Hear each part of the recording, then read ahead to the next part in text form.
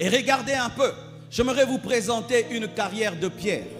Lorsque on faisait avant les maisons, on allait vers un rocher. C'est pourquoi on parle du rocher où tu étais taillé. Et on taillait le rocher et on sortait des pierres. Avec ces pierres, on pouvait construire un château, un palais royal. On pouvait construire un temple. Et tu vois, là où sort la pierre, c'est bizarre, c'est rigueux. Et on prenait une pierre taillée déjà dans la carrière et on amenait faire le temple. Mais quand tu deviens une pierre dans le temple, n'oublie pas d'où tu viens. Alléluia. Quand tu deviens une pierre dans le temple, n'oublie pas que tu n'as pas été dans le temple, mais tu étais pris dans la carrière. N'oublie jamais ton histoire. Tu es une pierre qui a été prise dans la carrière. N'oubliez pas vos carrières. Il y a aussi des carrières d'or. Montrez un peu les carrières d'or. L'or, quand tu vois l'or, tu portes l'or, c'est beau et tout le reste. Et tu portes des chaînettes et tout. Et tu peux dire, waouh, l'or est tombé sur ta main. Non, l'or a été pris là, dans ce trou-là, dans ces sillons-là. On est allé chercher une pierre qu'on a chauffée. On a donné une forme. Aujourd'hui, tu es de l'or, mais tu n'es pas né or. Il y a quelqu'un qui a payé tes études. Il y a quelqu'un qui a prié pour toi. Il y a quelqu'un qui t'a enseigné. C'est que tu connais quelqu'un, ouvert la Bible, il t'a enseigné. L'onction que tu as, quelqu'un a jeûné, il a imposé les mains. Aujourd'hui, tu es de l'or. Mais il y a quelqu'un, n'oubliez jamais la source. Et s'il y a quelqu'un qu'il ne faut jamais oublier, c'est le Saint-Esprit qui t'a donné les dons. C'est le Saint-Esprit qui t'a donné l'onction. C'est le Saint-Esprit qui t'a dirigé. N'oublie jamais la carrière. N'oublie jamais le rocher où tu as été tiré. Il y a aussi les carrières de diamants. Quand tu vois un beau diamant, un très beau diamant, c'est waouh. Mais pour avoir le diamant, des fois quand tu vas en Bujimaï, il faut voir là où ils creusent le diamant. Et vous voyez ce trou qui est bizarre, ce trou qui est sale. Comme certains, ta maman n'a pas étudié et toi tu es licencié. Et comme tu es licencié, tu te permets de manquer du respect à ta mère. C'est vrai que tu es maintenant un diamant, mais tu viens d'un trou. Tu viens d'un trou. Aujourd'hui, nous avons des téléphones, nous avons des iPads et il y a le coltan dedans. Mais pour avoir le coltan, il y a des enfants qui creusent et qui creusent et qui creusent et qui creusent. N'oublie jamais d'où tu es sorti et n'efface jamais tes traces. Ça va te garder humble. L'homme qui garde le lit de la paralysie reste humble même s'il est devenu judoka. L'homme qui garde le lit de la paralysie reste humble même s'il est devenu un grand homme fort. N'oublie jamais. C'est pourquoi ayez des albums brisement, des albums photos brisement, où quand tu regardes, tu dis Dieu est bon, Dieu est bon. À chaque page, Dieu est grand. À chaque page, Dieu est puissant, Dieu est puissant. Frère, gardez ces photos qui vous brisent. Gardez ces photos qui vous rappellent que vous étiez malade et vous avez été guéri. Gardez ces photos qui vous rappellent que vous étiez des païens. Aujourd'hui, vous avez l'onction du Saint-Esprit. Gardez les photos qui vous rappellent que vous étiez venus dans cette église comme des simples fidèles. Et aujourd'hui, tu es un prédicateur. Gardez de telles photos, ça vous garde humble. Oh, donne-moi l'amen. Donne-moi l'amen. Alléluia. Frères et sœurs, chacun de nous vient de quelque part. Dis à ton voisin, je viens de quelque part.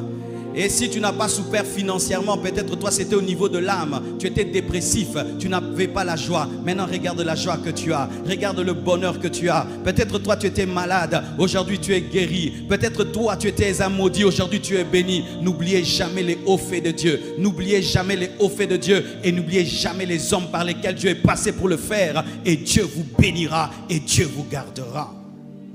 Alléluia.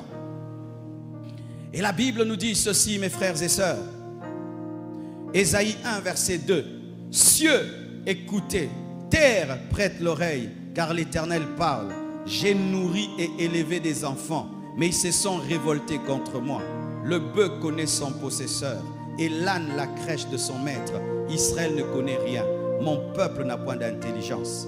C'est dommage que Dieu, des fois, soit obligé dans sa pédagogie de nous comparer à des animaux. Oui, il a créé l'homme, il a aussi créé les animaux. Et quand il regarde sa créature, bizarrement, c'est la créature à laquelle il a donné son image et qu'il a donné le plus grand potentiel qui manifeste la grande rébellion. Les animaux n'ont jamais péché, mes frères. Ils nous ont accompagnés dans notre chute. Le lion n'a jamais péché. Le lion nous a accompagnés dans la chute.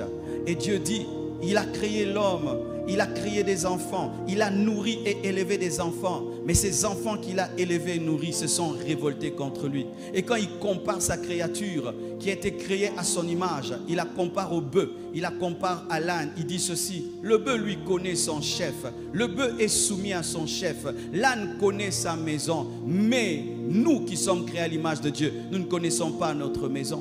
Oui mes frères, tu peux avoir un chien et à côté, il y a un homme riche. Le chien ne va jamais te quitter pour habiter chez l'homme riche. Il va mourir avec toi. Il va vivre avec toi. Un chien. Le chien t'accueillera toujours quand tu reviens du travail. Il est toujours loyal. Il va toujours être heureux de te recevoir. Mais il y a des hommes qui sont ingrats, des hommes qui sont déloyaux face à Dieu, alors que l'animal à qui tu donnes seulement un peu de nourriture chaque jour est reconnaissant. Comment des animaux peuvent reconnaître leur maître? Comment une poule peut connaître? Moi je dors là, mais toi tu ne sais pas qui t'a créé. Tu vis et tu as une spiritualité qui est en deçà même de la spiritualité d'un animal. L'animal connaît son chef. Tu dis Milou viens, il vient. Coucher, il se couche. Mais Dieu te dit viens, tu ne viens pas. Il te dit fais ceci, tu ne fais pas. Mais l'animal se soumet à son maître pendant que toi tu ne te soumets pas à ton créateur. Lorsque Dieu a créé l'homme, il a créé à son image, mais il n'a pas créé l'animal à son image. L'animal a été créé sans avoir un esprit, mais toi tu es éternel. Mais lorsqu'on te voit, tu vis moins qu'un animal. Tu vis comme si tu t'es créé toi-même. Tu vis comme si tu existes par toi-même. Tu vis comme si tu n'as de compte à rendre à personne. Alors que ton chien, il t'est soumis. Ton chien, il dort toujours à la maison. Mais toi, tu as quitté la maison de Dieu. Tu as quitté la présence de Dieu. Et Dieu se plaint, il dit, comment des animaux peuvent être plus loyaux que ma créature? N'oublie jamais ta source. Jean 15, verset 4 à 5 nous dit, demeurez en moi et je demeurerai en vous. Comme le sarment ne peut de lui-même porter du fruit s'il ne demeure attaché au cep, ainsi vous ne le pouvez pas non plus si vous ne demeurez en moi. Je suis le cep, vous êtes les sarments. Celui qui demeure en moi et en qui je demeure porte beaucoup de fruits, car sans moi vous ne pouvez rien faire. Lorsque tu regardes une plante, il y a les racines. Les racines sont connectées à la terre. La terre donne la sève. Et la sève passe par la tige. Et la tige donne cette sève aux branches.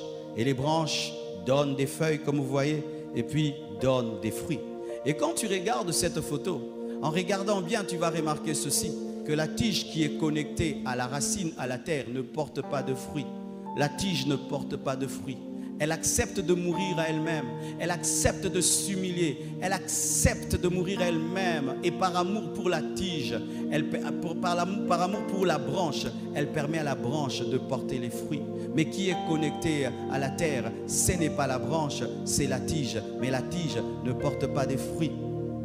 Et maintenant, la branche peut tomber dans l'orgueil et dire, mais c'est moi qui porte les fruits, c'est moi qui porte les feuilles. Je suis plus beau, plus belle que la tige. Et oui, quand vous regardez, la branche est plus belle que la tige. Elle a beaucoup de fruits. Mais ces fruits proviennent d'où? Ces fruits proviennent de la connexion de la tige avec la terre. Alléluia. Et donc, c'est en soi la tige qui porte des fruits au travers de la branche. Il en est de même, mes frères et sœurs, dans ta vie. Tout ce que tu as, ce sont des fruits. Tout ce que tu as, ce sont des feuilles. Mais n'oublie jamais la tige. Tu es ce que tu es par la grâce de Dieu. Si tu as intelligence, c'est la grâce de Dieu. Si tu as l'onction, c'est la grâce de Dieu. Si tu as la puissance, c'est la grâce de Dieu. Si tu as une maison, c'est la grâce de Dieu. Si tu as une voiture, c'est la grâce de Dieu. Si tu as des enfants, c'est la grâce de Dieu. Si tu es en bonne santé, c'est la grâce de Dieu. Si tu connais la parole, c'est la grâce de Dieu. Si tu as du succès, c'est la grâce de Dieu. Si tu as de l'impact, c'est la grâce de Dieu. Quoi qu'on puisse dire, ce n'est pas toi, mais c'est la tige. Quoi qu'on puisse dire, ce n'est pas toi, c'est Jésus. C'est Jésus, c'est Jésus. Tu es le produit de Jésus. Et tout ce que tu as par la connexion avec Jésus ne peut être maintenu que par la connexion avec lui. Nous ne pouvons pas garder des fruits obtenus par la connexion en dehors de la connexion. Tout ce que tu reçois dans la présence de Dieu ne peut vivre que dans la présence de Dieu. Tout ce que tu reçois dans la sainteté ne peut demeurer que dans la sainteté. Tout ce que tu reçois dans la prière ne peut vivre que dans la prière. Tout ce que tu reçois dans la consécration ne peut vivre que dans la consécration. Tout ce que tu reçois dans la sanctification ne peut vivre que dans la sanctification. Tu ne peux pas porter les fruits par la sanctification et les garder par le péché. Tu ne peux pas porter les fruits par la foi et les garder par l'incrédulité. Tu ne peux pas porter les fruits par la prière et les garder sans la prière. Tu ne peux pas porter les fruits par la présence de Dieu et les garder en dehors de la présence de Dieu. Dieu qui donne, c'est celui qui conserve. Dieu qui donne, c'est celui qui conserve. C'est pourquoi Jésus-Christ dit, vous êtes les sarments, je suis le cep, et sans moi vous ne pouvez pas porter les fruits ni garder les fruits. Nous portons les fruits par Jésus et nous gardons les fruits par Jésus. Nous sommes élevés par Jésus et nous sommes établis par Jésus. Tout ce que Dieu te donne, lorsque tu quittes sa présence, c'est là pourri, parce que c'est la présence qui donne, qui entretient. C'est la présence qui donne, qui entretient. C'est pourquoi les fruits qui sont connectés à la tige continuent à vivre, mais quand la branche se déconnecte, qu'est-ce qui se passe? Les fruits meurent. Mes frères et sœurs, tout ce que Dieu t'a donné, le jour que tu te sépares de lui, cela mourra. Tout ce que Dieu donne ne peut être gardé que par Dieu. Satan ne peut pas couver les yeux de Dieu. Satan ne peut pas couver les œufs de Dieu. Si Dieu te donne, Satan ne peut pas entretenir ce que Dieu donne. Dieu donne et c'est lui-même qui entretient. Dieu donne Isaac, c'est lui-même qui fait grandir Isaac. Dieu donne les fruits, c'est lui-même qui fait grandir les fruits. Si Dieu t'a donné la richesse, maintenant tu vas auprès du diable pour que le diable l'entretienne, tu vas perdre ta richesse. Si Dieu te donne l'onction, tu vis maintenant dans le péché, tu vas perdre l'onction. Celui qui donne, c'est celui qui garde. As-tu gardé celui qui a donné? Et regardez ceci, mes frères, il y a un exemple dans la Bible. Pierre voit Jésus-Christ en train de marcher sur l'eau. Et puis il dit à Jésus-Christ, si c'est bien toi, ordonne que je vienne. Jésus lui dit, ok, viens, ordonne que je vienne. Il dit, ok, viens. Et Pierre commence à marcher. Et pendant qu'il marche, il commence à s'enfoncer parce qu'il regarde le vent et il regarde la tempête. Et voilà maintenant qu'il sombre. Jésus-Christ vient, l'aide et marche avec lui et le ramène dans la barque. Voici maintenant, si Pierre commençait à dire aux autres, j'ai maîtrisé la technique. Quelle technique? De marcher sur l'eau. Je n'ai plus besoin de Jésus. Venez demain au bord de l'eau. Je vais vous faire la démonstration de marcher sur l'eau sans Jésus. Et puis il vient, il met les pieds. Il va mourir ou vivre? Pourquoi il va mourir? Mais il avait déjà marché. Pourquoi il ne peut plus marcher? Parce que celui qui l'a fait marcher n'est pas là. C'est-à-dire que Dieu n'engendre pas des professionnels. Il engendre des amateurs qui dépendent de lui. Donne-moi la main, maintenant j'ai commencé à parler. Ce n'est pas parce que Dieu l'a fait qu'il le fera. Dieu le refera s'il est là. Ce n'est pas parce que tu as fait que tu pourras refaire. Tu pourras refaire si celui qui a fait est encore là. Ce n'est pas parce que tu as marché hier que tu marcheras aujourd'hui. Tu marcheras aujourd'hui si celui qui t'a fait marcher hier est là.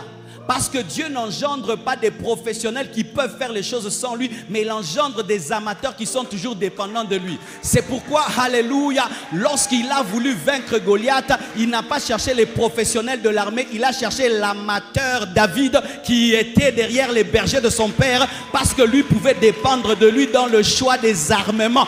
Dans le choix des armements. Mais ceux qui étaient des professionnels ont choisi des épées, mais tu ne peux vaincre Goliath par l'épée parce qu'il a une plus grande épée, mais tu peux le vaincre par la pierre qui représente déjà Christ, et ainsi tu le vaincras. Sois un amateur, sois un amateur, sois un amateur. Ne dis pas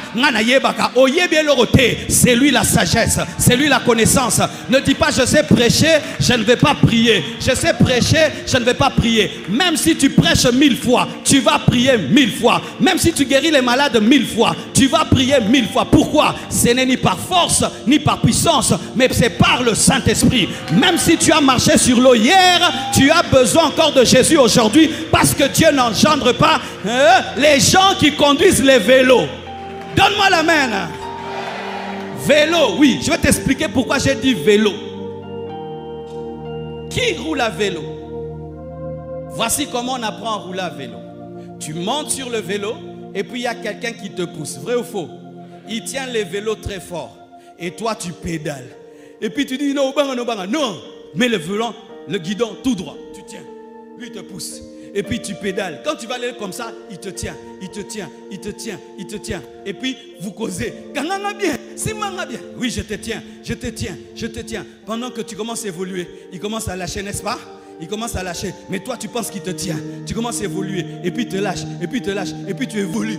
Et toi, tu penses qu'il te tient toujours. Alors que c'est maintenant toi qui es en train de rouler toi-même et tu as l'équilibre. Et puis tu lui parles. Tout d'un coup, tu te rends compte que sa voix est lointaine. Et quand c'est monté, qui a fait ça? Qui a fait ça? Nana Zoka qui joue Rango. Alors qu'est-ce que tu fais? Tu reprends encore le vélo. Et puis il te dit, viens, je vais t'aider encore. Et quand il vient, il te lâche encore plus vite. Et un jour, tu te rends compte que le cerveau a compris. Vrai ou faux? Tu te rends compte que le cerveau a compris le point d'équilibre. Il y a un mystère dans le cerveau. Le cerveau connaît le point d'équilibre. C'est pourquoi, si tu as déjà roulé à vélo, tu n'oublieras plus jamais. Alléluia. Et tu prends. Et puis tu lui dis, laisse moi-même. Laisse moi-même. N'est-ce pas? Qui a déjà dit ça? Laisse moi-même. Et puis tu prends et tu pars. Dieu ne fait jamais ça. Il n'y a pas de laisse moi-même. Ce sera toujours comme ça. C'est pourquoi Jésus ne te parle pas du vélo, il te parle du sarment. Parce qu'il est impossible de porter le fruit sans la tige, même si tu es la branche. Et toute branche qui porte du fruit sans la tige verra un jour les feuilles sécher et les fruits pourrir, parce qu'il ne fait jamais des indépendants. Vous savez pourquoi Moïse n'est pas entré? Pour ceux qui ne le savent pas, plusieurs personnes pensent que c'était la première fois. Moïse a déjà frappé le rocher, il a donné l'eau. Oui, Dieu avait dit un jour à Moïse, frappe le rocher, il va donner l'eau. Il avait frappé, l'eau est sortie. Maintenant, la seconde fois, Moïse a frappé lui-même. Dieu avait dit de parler, mais il est resté dans l'ancienne technique. Alors que Dieu avait changé de technique, il était devenu professionnel. Et comme les professionnels deviennent des idoles, Dieu a dit, toi tu es dangereux dans la bénédiction, tu vas prendre ma place, toi tu restes ici.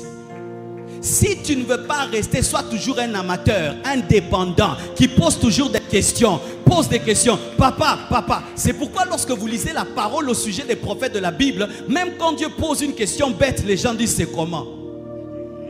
Imaginez, Dieu montre à un prophète un animal, lui dit ça c'est quoi? Il dit toi-même tu le sais. Et ça nous était, ah boy, popo nanze même ça nous était tes amoutou. N'arrive pas à un niveau où tu ne poses plus de questions à Dieu. N'arrive plus à un niveau où tu n'as plus besoin de prière. N'arrive plus à un niveau où tu deviens tellement sûr de toi que tu n'as plus besoin de chercher Dieu. Ce sera ta mort. Ce sera ta mort. Ce sera ta mort. Soyez dépendants. Soyez dépendants. Soyez dépendants. Soyez dépendants dans les petites et dans les grandes choses. Dans les petites et dans les grandes choses. S'il y a un domaine dans lequel un parent ne peut pas compter sur Dieu, c'est dans le nom de son enfant. Mais remarquez Jésus, même son nom a été donné. Jean-Baptiste, son nom a été donné. Dieu veut être le Dieu des détails de ta vie. Tu veux déménager, tu lui poses la question. Tu veux faire les affaires, tu lui poses la question. Tu veux porter un habit, tu lui poses la question. Tu veux commencer l'université, tu lui poses des questions. Tu lui poses des questions sur tout. Pourquoi? Parce que c'est ton mari. Alléluia. Tu dois garder la dépendance. Quitter tout professionnalisme qui fait de vous-même des dieux pour vous-même.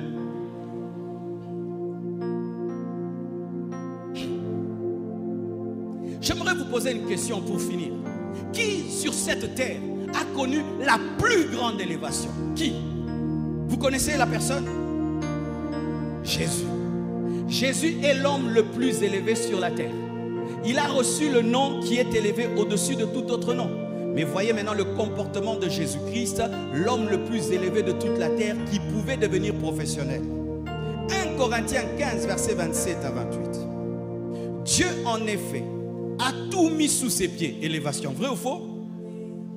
Mais, dites mais. Dans l'élévation, il y a toujours un mais. Dans le jardin, il y a toujours l'arbre de la connaissance du bien et du mal. Dans le fruit, il y a toujours les moukokoli. Quand Dieu te donne la mangue, il met les moukokoli que tu ne peux pas manger. Il met le sucre dans la chair et il met l'amertume dans la graine. Pourquoi? Pour te dire que tout ne sera pas à toi. Il y aura toujours la part de Dieu. C'est ça le moukokoli spirituel.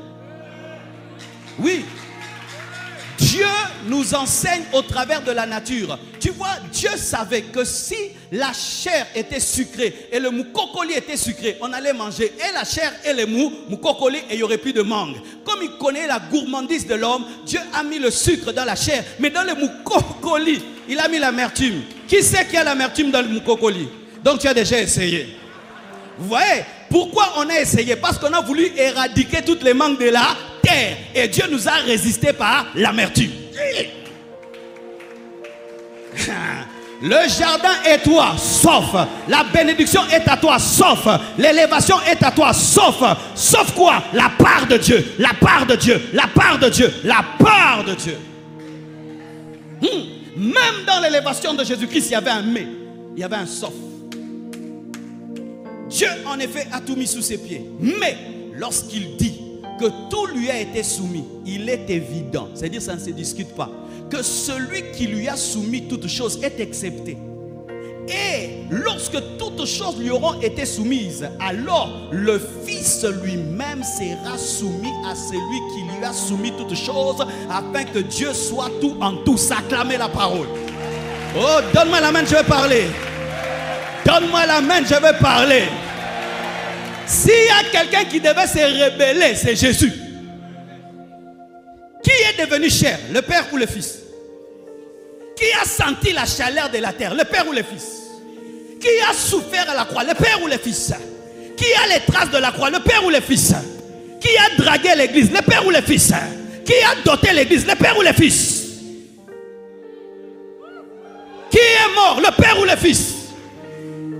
Le Fils meurt, il souffre et il reçoit le nom qui est élevé au-dessus de tout autre nom. Les démons lui sont soumis, la maladie lui est soumise, les principautés lui sont soumis. Mais la Bible nous dit, à la fin des temps, lorsque toutes choses lui seront soumises, c'est-à-dire la mort et tout le reste, lui-même se soumettra à celui qui lui a soumis toutes choses, la loyauté, la gratitude. Si Jésus peut être humble, tu dois être humble. Si Jésus adore le Père, tu dois adorer le Père. Si Jésus se soumet, tu dois te soumettre. Même si tu es milliardaire, tu ne peux pas arriver au niveau de Jésus-Christ. Même si Dieu te bénit comment, ce n'est pas le niveau de Jésus. Même si Dieu te donne, prends ta couronne, jette à ses pieds. C'est pourquoi la Bible, parlant des 24 vieillards, qu'est-ce qu'on dit? Ils jettent leur couronne devant le Père. Celui qui jette la couronne aura une autre couronne. Parce qu'il y a renouvellement de couronne. Dieu te donne la couronne, toi tu la jettes à ses pieds, il donne une autre. Tu jettes à ses pieds, il donne une autre. Il jette à ses pieds, il donne une autre. C'est pourquoi tu vas monter, tu vas monter, tu vas monter, tu vas monter, tu vas monter, tu vas monter, tu vas monter. Soyez des adorateurs, soyez des adorateurs, soyez des adorateurs. Donne-moi la main que je te parle. Encore que je te parle. Est-ce qu'il y a un homme qui a la reconnaissance ce matin? Est-ce qu'il y a un homme qui a la gratitude ce matin? Est-ce qu'il y a un homme qui a la fidélité ce matin?